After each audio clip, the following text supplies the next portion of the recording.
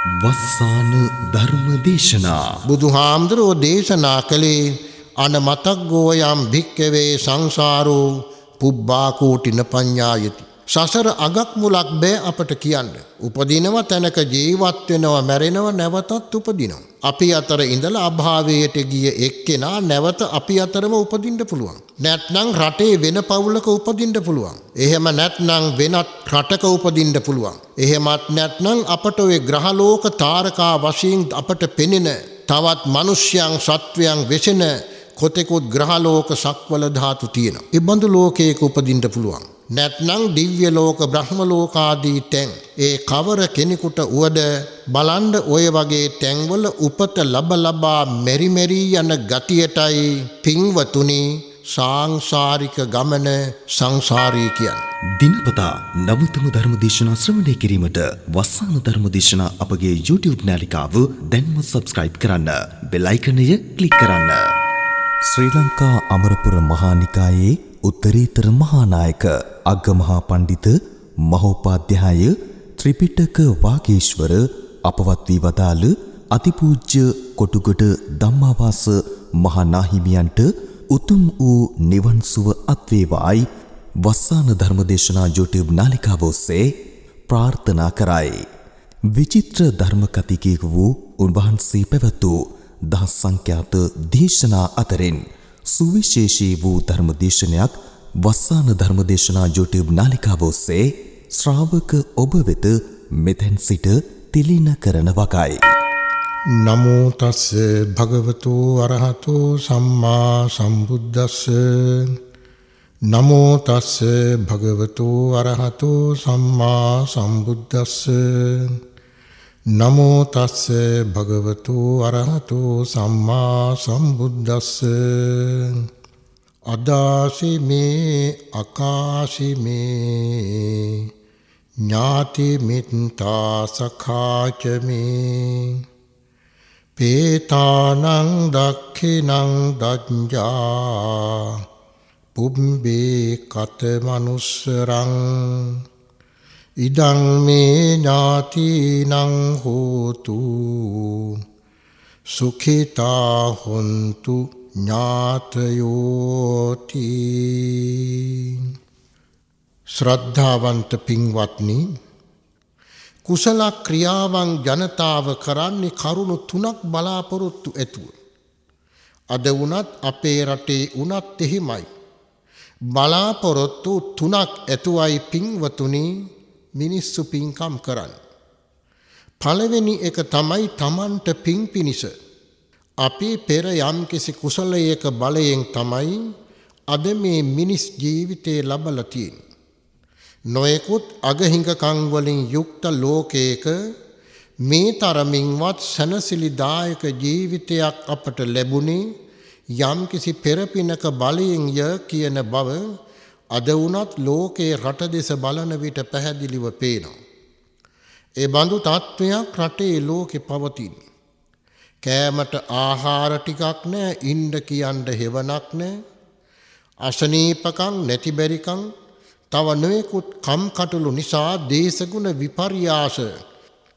දැන් ඔය සුනාමිය බඳු ඔය වගේ දේශගුණික විපත්ති නිසාත් බොහෝ ජනතාවත් සත්ව සංඛ්‍යාවත් දුක් විඳිනවා.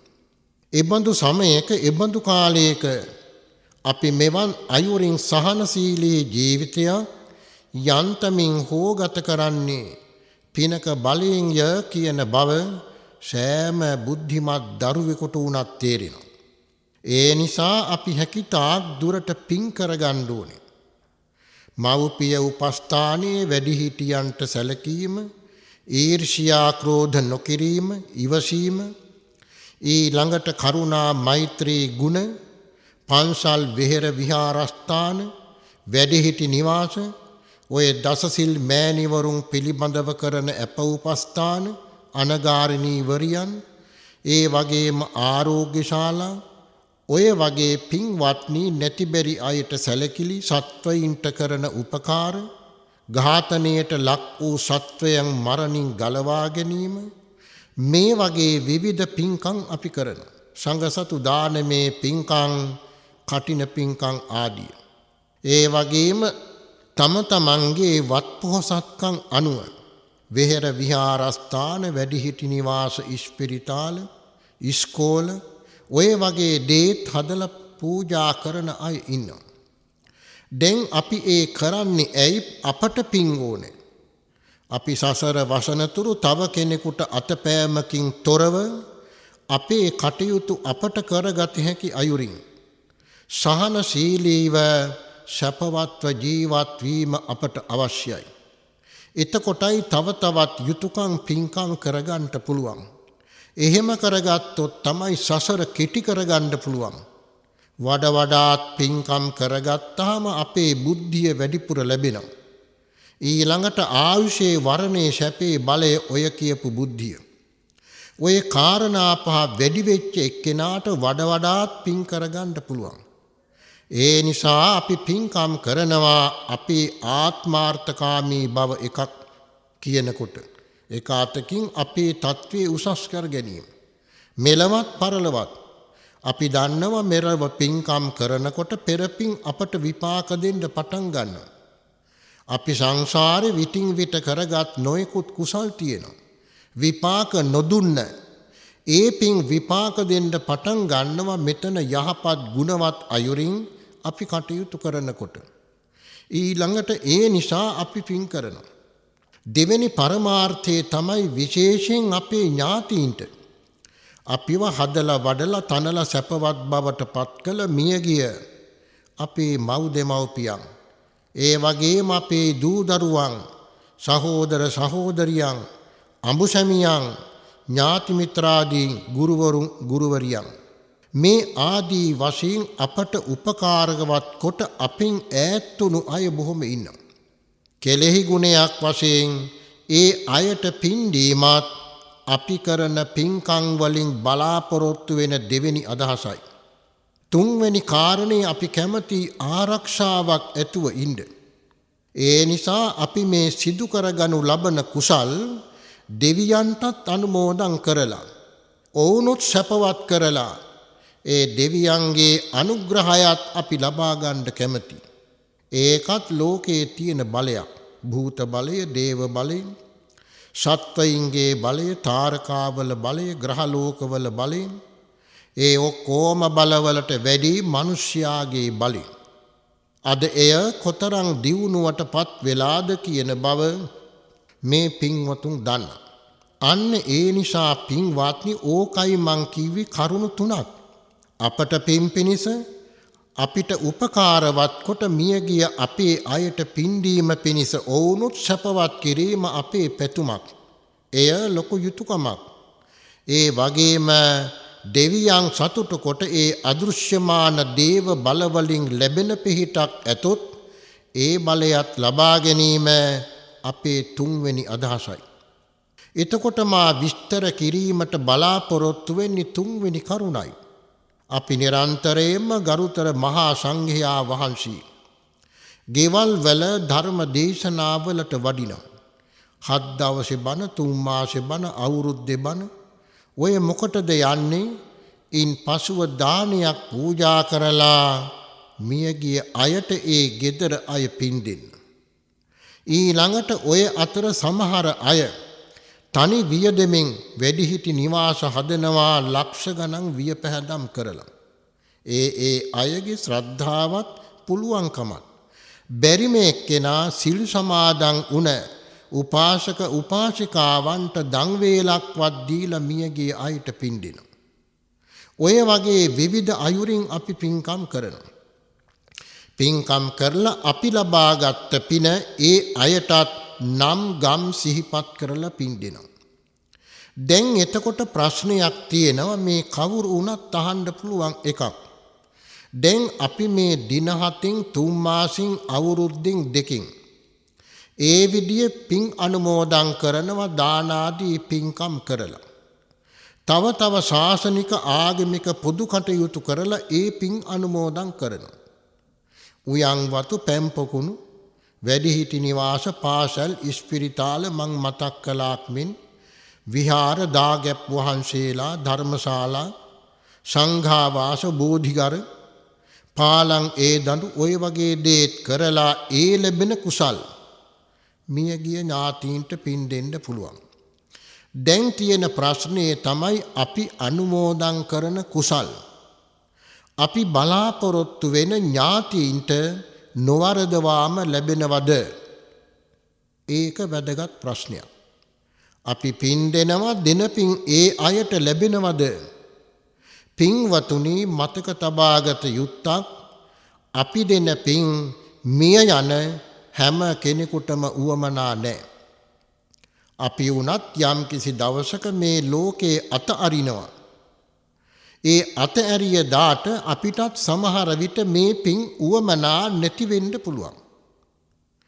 පින් දුන්නට දෙන පින් උවමනා නැති පිරිස පළවෙනි කණ්ඩායම. දෙවෙනි කොටස අනේ දෙන පිනක් බෑ අනුමෝදන් වෙන්න. ඒ තමයි දෙවෙනි කොටස. තුන්වෙනි කණ්ඩායම දෙන පින් ලබා සැපයටපත් වෙනවා. ඒ අය කොටස් දෙකක් ඒ බව තව මොහොතකින් මං පැහැදිලි කරනවා. දැන් එතකොට මතක තබා ගන්න පින් උවමනා නැති අය, පින් ගන්න බැරි අය, පින් ලබා සැපතටපත් වෙන අය. දැන් බලමු කාටද පින් උවමනා නැත්තේ? යහපත් ගති පැවතුම් ඇතුව, කරුණා මෛත්‍රී ගුණ ඇතුව, විෂම ගති වලින් වැළකීලා අහිංසක ජීවිත ගත කරන අය කවුරු කොහොම කිව්වත් අදත් ලෝකේ වැඩි පිරිසක් ඒ අයයි. ඒ නිසායි අපි මේ තරමින්වත් සහනශීලීව ජීවත් වන්නේ. කරුණා මෛත්‍රී ගුණ ඇතුව යහපත් ගති පැවතුම් ඇතුව ඔය වගේ හොඳ ජීවිත ගත කරන මිනිස්සුෝ ඉන්නවා. ඒකට ආගමක් නැහැ. බෞද්ධ අය අබෞද්ධ අය නොයෙකුත් ජාතීන් නොයෙකුත් රටවල ඒ බඳු අය අදත් බොහෝම ඉන්නවා.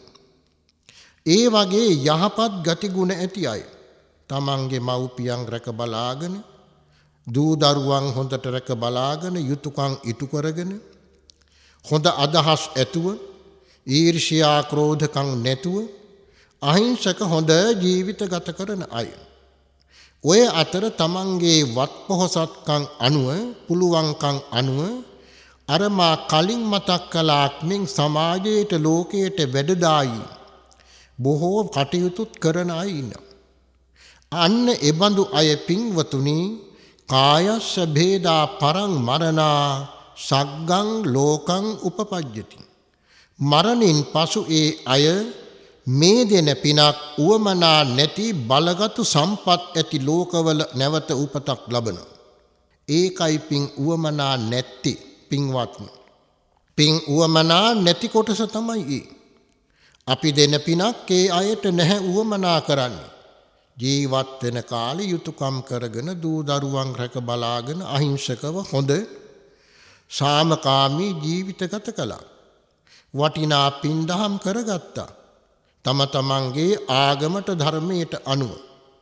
ඒ නිසා ඒ අය මරණින් පස්සේ මීට වඩා බොහෝම සැප ඇති දිව්‍ය ලෝකාදී ඉහළම තත්වයන්ගේ උත්පත්තියකටයි අසුවන්නේ.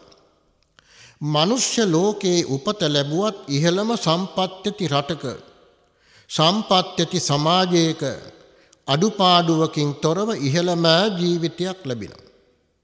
එතකොට අපි දෙන පිනක් නැහැ උවමනා කරන්නේ ඒ අයට. ඒ තමයි පින් උවමනා නැති කොටස. දෙවෙනි කණ්ඩායමට බෑ දෙන පිනක් අනුමෝදන් වෙන්න.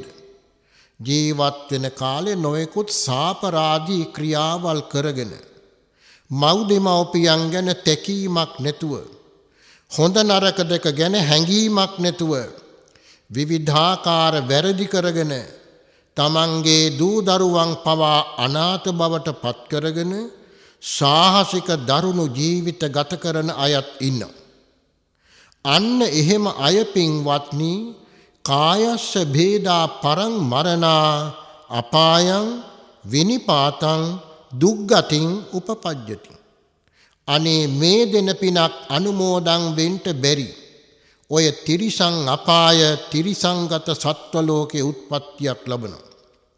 එහෙම නැත්නම් പ്രേත භවයට වැටිනවා. ඊළඟට අසුර භවය අවීචි මහ නරකේ.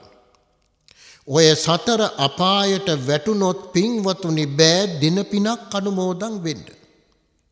අපි මේ රට හොල්ලාගෙන පින්කම් කරලා ඒ බඳු කෙනෙකුට පින් දුන්නත් සතර අපායට වැටිච්ච කෙනෙකුට නම් කවදාක්වත්ම ඔහු කරගත් පාප කර්මයන්ගේ විපාක නිම වෙන තුරු පින්වත්නි ගැලවිල්ලක් නැහැ. අපි දෙන පිනකින් බෑ ගොඩ වෙන්න. ඒ තමයි සතර අපාය. ඊළඟට පින්වත්නි පින් ගන්න ලෝකයක් තියෙනවා. ඒකට කියන්නේ පරදත්තූප භූත භවේ නැත්නම් പ്രേත ලෝකය. ඔය පරදත්තූප ජීවී කියන പ്രേත භවයට වැටුණු කෙනෙකුට විතරයි පින්වත්නි අපි දෙන පිනක් ලබා ගැලවෙන්න පුළුවන්. ඒකයි මෙතන වැදගත් කරුණ.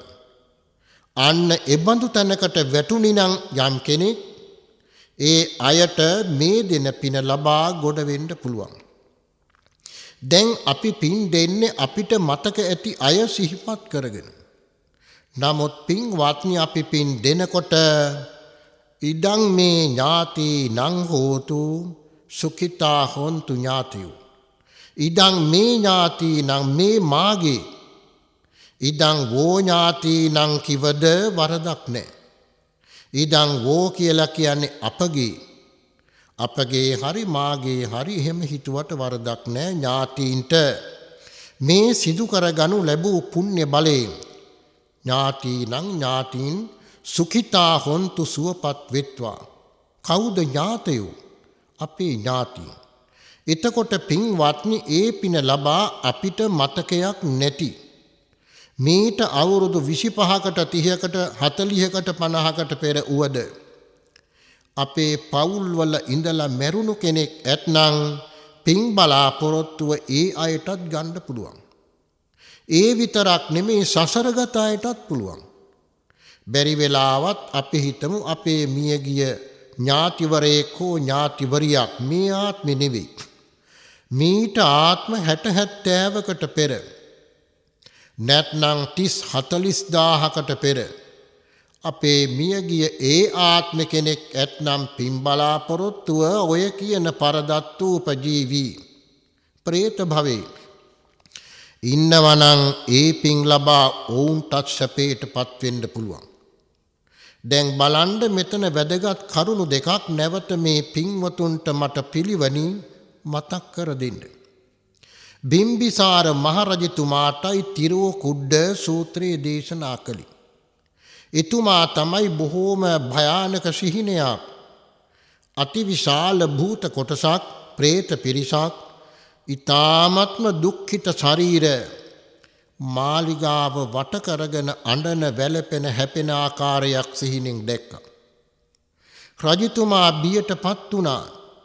එක්කෝ රටට විපතක් නැත්නම් ජනතාවට විපතක් නැත්නම් රජපෞලට විපතක්. එබඳු කරුණක පෙරනිමිත්තක් වෙන්න ඇති. බමුණුවරුන්ගෙන් ප්‍රශ්න කළා. සෑම බමුණු පඬිවරයෙක්ම මතක් කළේ මහරජතුමනි රජපෞලටත් රටේ ජනතාවටත් රටටත් වෙන්න තිබෙන විපතක පෙරනිමිත්තක්. මුහුද ගොඩ ගැලීමක්, සුළුසුලං හැමීමක්, වසංගත රෝග, භූමිකම්පා ඔය වගේ කවර හෝ විපතක පෙරනිමිත්තක්. රජතුමා බියටපත් වුණා. දේවිය තමයි රජතුමා පෙළඹෙව්වේ මේ පිළිබඳව බුදුහාමුදුරුවන්ගෙන් ප්‍රශ්න කරන්න. තථාගතයන් වහන්සේ වෙතට ගියා. කාරණේ මතක් කළා. එතින්දි උන් වහන්සේ මතක් කරනව මහරජතුමනි මීට 90 කල්පයකට පෙර 91 වෙනි කල්පේ ඔබේ විශාල ඥාති මිත්‍ර පිරිසක් ඔබ දැන් මතක් කළේ කොහොමද? බුදු පියාණන් වහන්සේ දහසක්ය, 7-8000ක්ය, 10-15000ක්ය කියලා කියන්න බෑ. ඒ තරම් විශාල පිරිසක්. මහරජ ඔතන 64000ක් ඔබේ ඥාති. 64,000ක ඔබේ ඥාති පිරිසක් මේට 90 කල්පයකට පෙර 91 වෙනි කල්පයේදී බරපතල අකුසල ක්‍රියාවක් කළා එකතු වෙලා පොදුවේ එකතුව කළ මහා පාපයක් එහි විපාකයක් වශයෙන් අපාගත වුණා. මේ කල්ප 90ම අපාගත වෙලයි හිටියේ. හේතුව දෙන පිනක් අනුමෝදන් වෙන්න බෑ අපාගත වෙලා හිටිය නිසා. මේ මහා භද්‍ර කල්පයේ ආරම්භ වෙත්ම ඒ පිරිස ඔය කියන අපායෙන් අවීචි මහා නරකයෙන් ගැලවිලා පරදත්තෝපජීවී කියන പ്രേත භවයට වැටිලා තියෙනවා. දැන් පිළිවෙනි ඒ අයට මේ පින් ලබන්ට. ඒක ඔවුන් දැනගෙන ඔබේ පැරණි නෑකම හොයාගෙන ඒ භූත ආත්මලද අයට හොයා කියා ගන්න පුළුවන්. මේ බිම්බිසාර මහරජතුමා එදා අපේ ළඟම ඥාතිවරයෙක්. එතුමාගෙන්වත් පිනක් බලාපොරොත්තු වෙමුයි කියලයි මහරජතුමනි ඔබට සිහිනෙන් පෙනී හිටියේ. ඔය බලබිලි යාග හෝම කිසිවක් උවමනා නැහැ. සිල්වත් ගුණවත් උතුමන්ට දානාදීන් සංග්‍රහ කරලා දානාදී පින්දහම් කරලා නැති බැරි අයට සලකලා ත්‍රිසංගත සතුනට හෝ උපකාරවත් කරලා ඒ සිදු කරගත් කුසල් මා සිහිනෙන් දුටු මගින් පින් බලාපොරොත්තු වෙන ඒ සාංසාරික ඥාතීන්ට ලැබේවා කියලා පින් අනුමෝදන් කරන්ට බුදුහාමුදුරු මතක් කළා දැනු දුන්නා. ඒ අනුව තමයි එතුමා දහසක් බුද්ධ ප්‍රමුඛ මහරහතන් වහන්සේලාට දින ගණනාවක් දන් දුන්නා. අර කියපු ආකාරයෙන් නැති බැරි අයට ත්‍රිසංගත සතුනට ඔය ආදී වශයෙන් විවිධ දානමය යාග සිද්ධ කරලා ඒ පින් අනුමෝදන් කළා. අර සියල්ලෝම දේවත්වයට පත් වුණා. බලන්න අපාගත වෙලා හිටිය නිසා බැරි වුණා දෙන පිනක් ගන්න. පරදත්තූපජීවී කියන പ്രേත භවයට වැටුණයින් පස්සේ තමයි ඒ අයට මේ පින ලබා ගොඩ වෙන්න පුළුවන්කම ලැබුණේ. ඒ වගේම අපි බලාපොරොත්තු වෙන ඥාතිවරයෙක් හෝ ඥාති පිරිසක් බැරි වෙලාවත් මරණින් පස්සේ අර කියන පරදත්තූපජීවී භවයට වැටුණි නම් ඒ අයටත් මේ දින පින් අනුමෝදන් වෙන්න පුළුවන්. දැන් එතකොට මතක තබා ගන්න දෙන පින් උවමනා නැති පිරිසක් පින් ගන්න බැරි පිරිසක් පින් ලබා සැපයට පත්වෙන පිරිස පරදත්තූපජීවී භවයෙන් මා පැහැදිලි කළා. දැන් අපි බලමු අපේ ගෙවල් දොරවල් වල පන්සල් වෙහෙර විහාරස්ථානවල සමිති සමාගම් වල නොයෙක් අයුරින් පින්කම් කරන. ඒක බෞද්ධ අය විතරක් නෙමේ මුස්ලිම් අය ඒ වගේම විශේෂයෙන් Hindu ආගම ක්‍රිස්තියානි කතෝලික ආගම් ඔය අනිකුත් රටවල විවිධ ආගම් දඹදිව නොයෙක් ආගම් තියෙන රටක් ඒ හැම ආගමක්ම අදහන අය මියගිය අය වෙනුවෙන් යම් යම් පින්කම් යුතුයකම් කරනවා. බෞද්ධයන් වශයෙන් අපි විතරක් නෙවෙයි. මේ තමයි අපේ චාරිත්‍රය. අපේ ආගමානුකූලව අපි කරන සිරිත තමයි ඔය කරන්නේ. දැන් එතකොට මේ පිනක් කරනව ගෙදරක. ඒ පිනේ ආනිසංසය ලැබෙන්නේ පිනට වියපැහැදම් කරගත්ත වෙහෙස මහන්සි වුණු උදව් උපකාර කළ සහභාගී වෙච්ච අයටයි.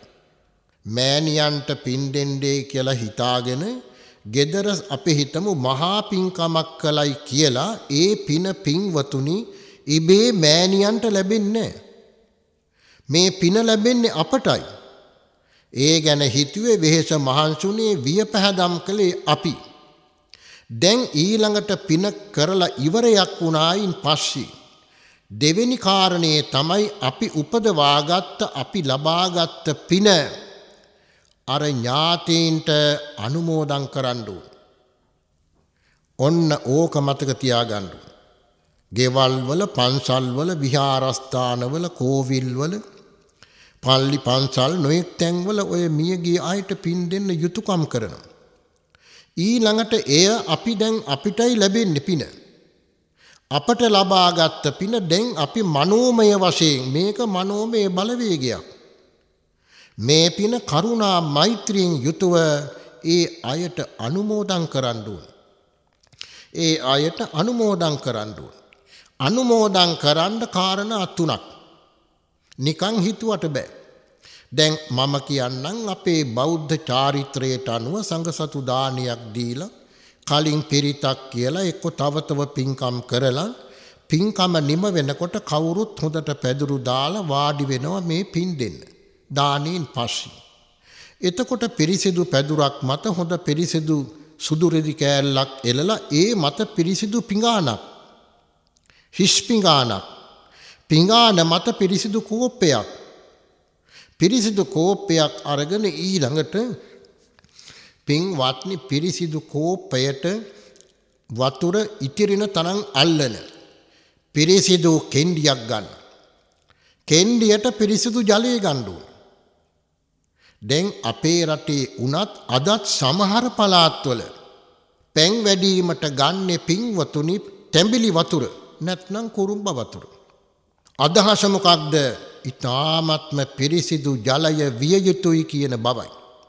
බලන්න විය පැහැදම් කරලා ලොකු පින්කමක් කරලා ගේ දොර පිරිසිදු කරලා හුණු තීන්ත ගාලා ඥාතීන්ට කියලා මේ ඔක්කොම බොහොම හොඳ තත්ත්වයටපත් වෙලා.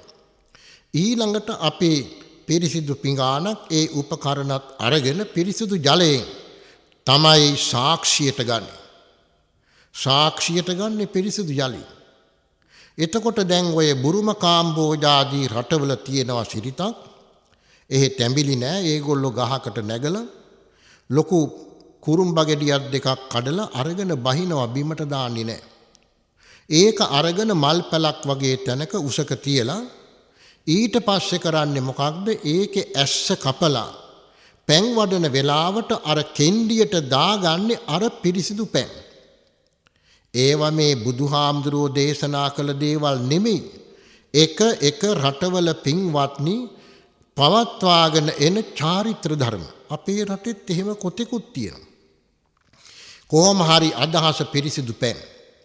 ඊළඟට දැන් කවුරුත් වාඩි වෙලා අර ස්වාමීන් වහන්සේලා අනුමත කරන වෙලාවෙදී ඒ පළමුවෙන්ම මේ පින් අනුමෝදන් කරන වෙලාව මතක තියාගන්න විනාඩි 2ක වෙලාවක්. පින්කමක් කරන්න අවුරුදු ගණන් මහන්සි වෙනවා මාස ගණන්. පින් අනුමෝදන් කරන වෙලාව විනාඩි 2යි. නැත්නම් 2:00ක් වෙයි. අර පැන් වඩලා නිම වෙන වෙලාව. ඔක්කොම වාඩි වෙලා ඉදන් මේ ඥාති නං හෝතු සුඛිතා හොන්තු ඥාතයෝ. ඔය ගාථාව සංසුන්ව කියමින් පළමුවෙන්ම කරුණාවන්ත හිතක්. ඒකයි මං මුලදි මතක් කළේ. අදාසිමේ අකාසිමේ ඥාති මිත්තා සඛාචමේ පේතානං දක්ඛිනං දජ්ජා පුබ්බේ කත මනුස්සනං. අනේ අපේ මව්පියා නැත්නම් ඒ අය සිහිපත් කරලා අද අපි මේ පින් දෙන අය ජීවත් වෙන කාලේ අපට අදාසිමේ අකාසිමේ අපේ දියුණුවට කටයුතු කළේ මෙහෙමයි. අපිට උපකාරවත් උනේ මෙහෙමයි. අපේ අඩුපාඩු දැකලා හොඳ මගට ගන්න වැඩ කළේ මෙහෙමයි. අපි යහමගට ගන්න දඬුවම් කිරීම පවා කළේ කරුණාවෙන්. ඒ වගේ ගුණයන්ගෙන් පිරුණු ගුණ පැවති ඒ මව්පියන් ආදී ඥාතීන් ගැන හිතලා ඒ අයට මේ කුසල බලයෙන් සැපතක්ම වේවා දිව්‍ය ගතියක්ම ලැබේවා කියන මහා කරුණාවන්ත හිතක් පැන් වඩලා නිම වෙන තුරු හිතේ ඇති කරගන්න ඕනේ. වෙන දෙයක් ගැන කල්පනා කර කර වතුර හැලුවට වැඩක් වෙන්නේ නැහැ. පළවෙනි එක කරුණාවන්ත හිත. දෙවෙනි කාරණේ ඒකත් මදි. දෙවෙනි එක වචනය. වචනේ හදාගන්න තමයි අපි කරන්නේ. මොකක්ද? ඉදං මේ ඥාති නං හෝතු සුඛිතා හොන්තු ඥාතයෝ. ඔය ගාථාව හරියට උච්චාරණය කරලා අර කරුණාවන්ත හිතින්ම යුතුව කියන්න ඕන. පින්වත්නි 3 වරක් නොවේයි 4-5 වතාවක් කිවද වරදක් නැහැ. ඔන්න ඕක තමයි දෙවෙනි කාරණේ. එතකොට කටින් අපි ගාථාව කියනවා ඒක වචනේ හිත වචනේ කිව්වේ ඒකයි. කරුණාවන්ත හිත. එතකොට ඒ ගාථාව කියනකොට හරියට ශබ්ද නගලා කියන්න ඕන. අපි තොල හෙලෙව්වට මදි. හංගන්න දෙයක් නෙමෙයි මේ පින්වතුන් දන්නව බොහෝ තැන්වල හරියට ගාථාව කියන්නේ නැහැ. ඒක බරපතල දුර්වලකමක්. මේ ගාථාව අහල පහල ඇහෙන්න බඹ 35ක ප්‍රමාණ ඉස්බක්. ඉස්බක් කියන්නේ බඹ 35ක පමණ ගෙයින් එළියට ඇහෙන්න. කවුරුත් කරුණාවෙන් පිරිච්ච හදවතින්ම යුතුව ඒ විනාඩි 2.5 3 තුල මේ ගාථාව හරියට උච්චාරණය කළා කියන්න ඕන. ඇයි දැන් මගෙන් ප්‍රශ්නයක් අහන්න පුළුවන් මේ පින්වතුන්ට? මේ තරම් වියපහදම් කළා පින්කමක් කළා නම් ඕක මොකටද අපි හයියෙන් කියන්නේ? හයියෙන් කියන්නේ කෑ ගැහිල්ලක් නෙමෙයි. ගෙයින් එළියට ඇහෙන්න කියන්න ඕන. අදහස මොකද? පින්වත්නි මතක තියාගන්න පරදත්තෝපජීවී කියන പ്രേත භවයට භූත ලෝකයට වැටිච්ච අය අද ඉන්නේ බොහෝම දුක්ඛිත තත්වයකයි. ඊ타ත්ම අපිරිසිදු අපවිත්‍ර දුක්ඛිත දුර්ගන්ධ ජීවිතයක් പ്രേත භවය. තමන්ගේ ශරීරේ බෑ පෙන්වන්නත් බෑ දක්වන්නත් කැමතිත් නැහැ. ඒ තරම්ම දුක්ඛිත තත්වයක්. ඒ අයට බෑ දැන් අපි ඉන්න කිට්ටුවට එන්න. හේතුව අපි ඉන්නේ සුගතියකයි. මනුෂ්‍ය ලෝකයේ සුගතියක්. මීට වඩා ඉහළ සුගතියක් තමයි දිව්‍ය ලෝක. ඊටත් වඩා ඉහළ සුගති තමයි බ්‍රහ්ම ලෝක.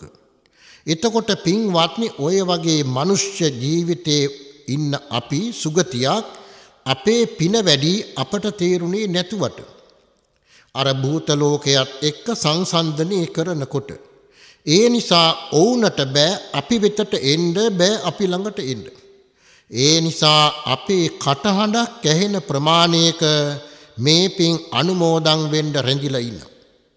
අන්න ඒකයි මේ ගාථාව හරියට උච්චාරණය කරලා කරුණාවෙන් පිරුණු හදවතින් යුතුව කිය යුතුයි කියන බව තිරෝකුඩ්ඩ සූත්‍ර අට කතාවල පැහැදිලි කරලා දක්වලා තියෙනවා.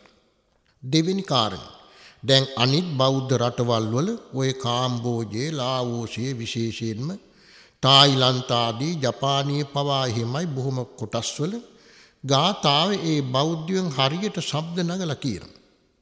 ඒක වැදගත් දෙයක්. තුන්වෙනි කාරණේ තමයි අපේ හිතයි වචනයයි විතරක් බෑ ඊළඟට ඕනේ අපේ ශරීරයත් සම්බන්ධ කරගන්න ඕන. ශරීරේ සම්බන්ධ කරගන්න තමයි පැන් භාජනයක් ගන්න. දැන් මං කලින් මතක් කළා පැන් භාජනයක්.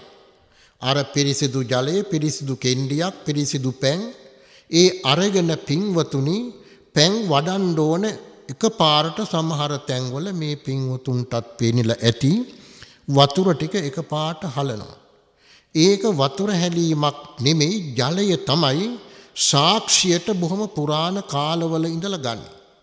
ඒ අනුව අපි ඔක්කොම ගාථාව කරුණාහිතින් කියමින් ඊළඟට හිතත් කරුණාවන්තයි වචනයත් ක්‍රමානුකූලව ලතාවකට පිළිවෙලකට දැන් අනිත් බෞද්ධ රටවල ඔය ගාථාව කියනකොට බොහෝම හිතේ දුකක් ඇතිවෙන ලතාවකටයි කියන්නේ. ළමා ලපටින් වැඩිමහල්ලන් තරුණයි ඔක්කොම එකට කියනවා ගාථාව.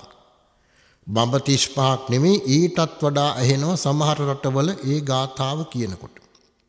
හැබැයි අහගෙන ඉන්න එක්කෙනාට හිතේ දුකක් ඇති වෙන විදිහට අනුකම්පාවක් ගාථාව ඉදං මේ ඥාති නං හෝතු සුඛිතා හොන්තු ඥාතියෝ. ඕකමයි ගාථාව.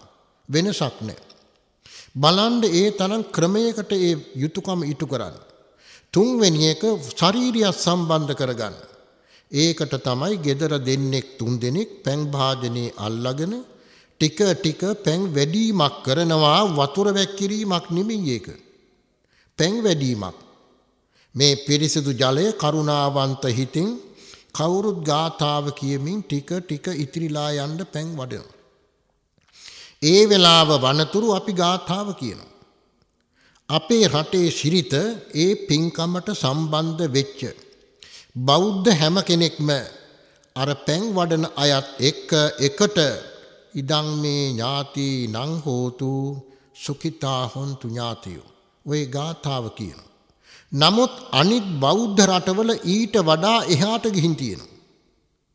දැන් ඔය කාම්බෝජේ, ලාවෝසේ, චීනයේ සමහර ප්‍රදේශ, ඊළඟට නේපාල, උත්තර ಭಾರತයේ සමහර බෞද්ධ කණ්ඩායම් ඒ ඉන්න පළාත්වල, බංග්ලාදේශ උනත් එහෙමයි. ඒගොල්ල කරන්නේ අර දෙන්නේ 3 දෙනෙක් පැන් වඩනවා. එතන ඉඳලා ඔක්කොම එකිනෙකාගේ ඇඟට අත තියාගන්න. ඒ චාරිත්‍රය අපේ රටේ ඇවිදින්නේ නැහැ. දැන් පැන් වඩන එක්කෙනාගේ ඇඟට අත තියාගන්නවා ඒ එහායින් ඉන්න එක්කෙනා. එයාගේ ඇඟට අනිත් එක්කෙනා. ඔය විදිහට පින්වත්නි අපි හිතමු එතන 700ක් නම් ඒ ඔක්කොම එකිනෙකාගේ ළඟ ඉන්න එක්කෙනාගේ ඇඟට අත තියාගන්නවා මේ ගාථාව කියලා. පැන් වඩලා නිම වෙන තුරු විනාඩි 3ක විතර වෙලා. ඒ චාරිත්‍රය අපේ රටේ නැහැ. මොකද ඒගොල්ලන්ගේ අදහස.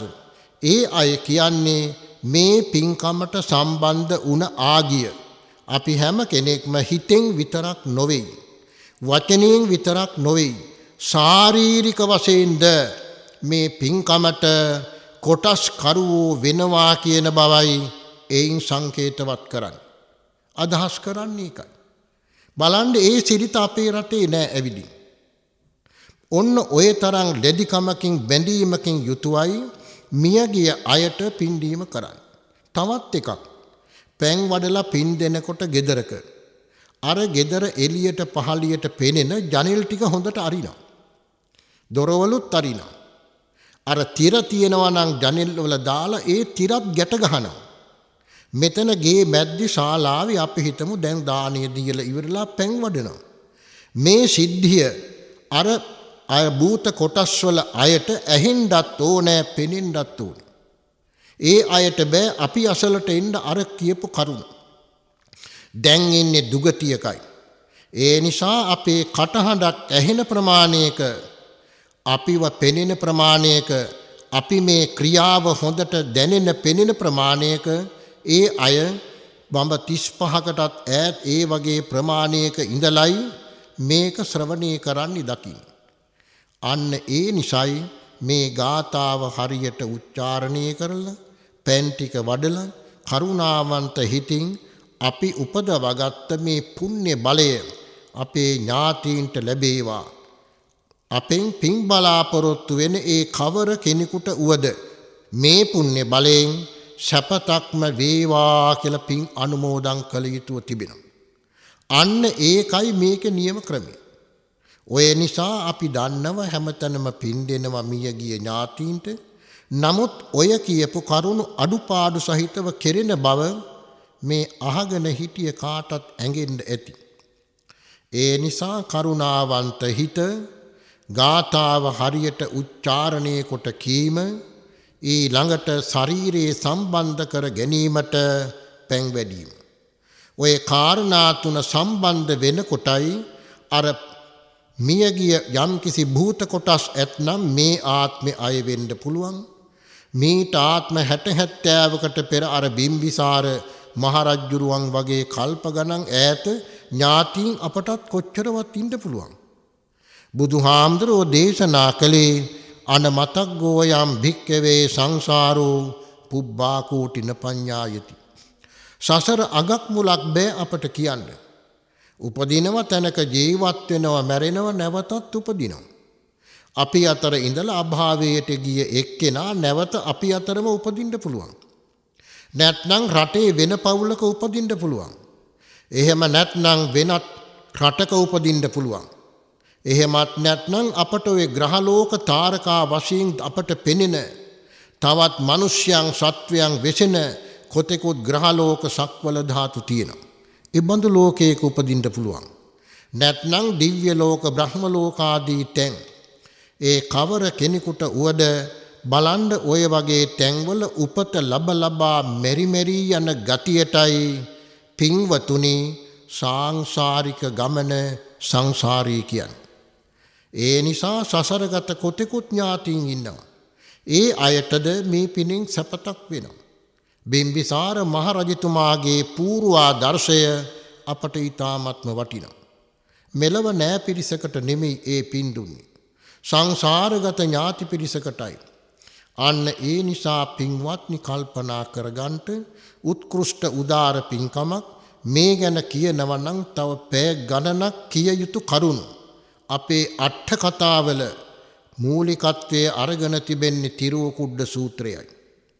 ඒ සූත්‍රය තමයි බුදුහාමුදුරුවෝ දේශනා කළේ බිම්බිසාර මහරජුරවන්ට. මියගිය ඥාතීන්ට පින් දෙන ආකාරය, ඔවුන් පින් බලාපොරොත්තු වෙන ආකාරය, ඒ අනුව කල්පනා කරන්න කරුණාවන්ත හිත, ඒ වගේම වචනය ශරීරයේ සම්බන්ධ කර ගැනීමට පැන් වැඩීම. ඔය කාරණා තුන හරියට නිසි පරිදි ඉටු කරලා පින් අනුමෝදන් කරලා ඥාතීන් සැපවත් කිරීම ජීවත් වෙන අපට විශාල හයියක්, ඔවුන්ගේ ආශිර්වාදය ලැබෙනවා. ඒ නිසා කල්පනා කරගන්න දැන් මේ පින්වතුන් අද බිනරපුර පසළොස්වක් පොහෝ දින උදේ කාලේ මේ ධර්ම දේශනාව මාතෘකා කරගත්තේ තිරුකුඩ්ඩ සූත්‍රයේටම අයිති අදාශිමේ අකාශිමේ ඥාති මිත්තා සඛාචමේ පේතානං දක්ඛිනං දජ්ජා පුබ්බේ කත මනුස්සරං ඉදං මේ ඥාති නං හෝතු සුඛිතා හොන්තු ඥාතියෝ. බොහොම කෙටි කාරණා ටිකක් මා මතක් කළේ මේ පින්වතුන්ගේ අවධානයට යොමු කරන්නයි.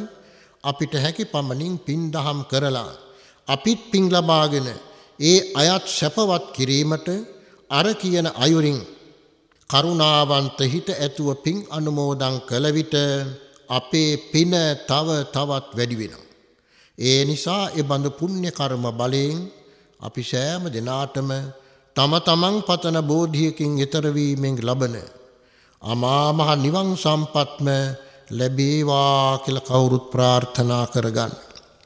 ittavata camhehi සම්පතං පුඤ්ඤ සම්පදං සබ්බේ දේවා අනුමෝදන්තු සබ්බේ භූතා අනුමෝදන්තු සබ්බේ සත්තා අනුමෝදන්තු සබ්බ සම්පත්ති සිද්ධියා. ඔබ ඒ සදහැසිතින් ශ්‍රවණය කළේ ශ්‍රී ලංකා අමරපුර මහානිකායේ උත්තරීතර මහානායක අග්ගමහා පණ්ඩිත මහෝපාධ්‍යාය ත්‍රිපිටක වාගීශ්වර අපවත් වී වදාළ අතිපූජ්‍ය කොටුගොඩ ධම්මාවාස මහානාහිමිපාණන් වහන්සේට නිවන් සුව ප්‍රාර්ථනා කරමින් වස්සාන ධර්මදේශනා YouTube නාලිකාව ඔස්සේ ප්‍රචාරය කළ ධර්මදේශනාවයි. ලක්ෂ සංඛ්‍යාත වූ බෞද්ධ සදහැවතුන්ට උතුම් නිර්වාණය පිණිසම ධම්මග කියා දුන් අතිපූජනීය කොටුගොඩ ධම්මාවාස මහානායක ස්වාමීන් වහන්සේට අජරාමර වූ නිවන් සුවයම ලැබේවායි අපි සාදු සිතින් ප්‍රාර්ථනා කරමු. සාදු සාදු සාදු. දිනපතා නවතම ධර්මදේශනා ශ්‍රවණය කිරීමට වස්සාන ධර්මදේශනා අපගේ YouTube නාලිකාව දැන්ම subscribe කරන්න. බෙල් අයිකනය ක්ලික් කරන්න.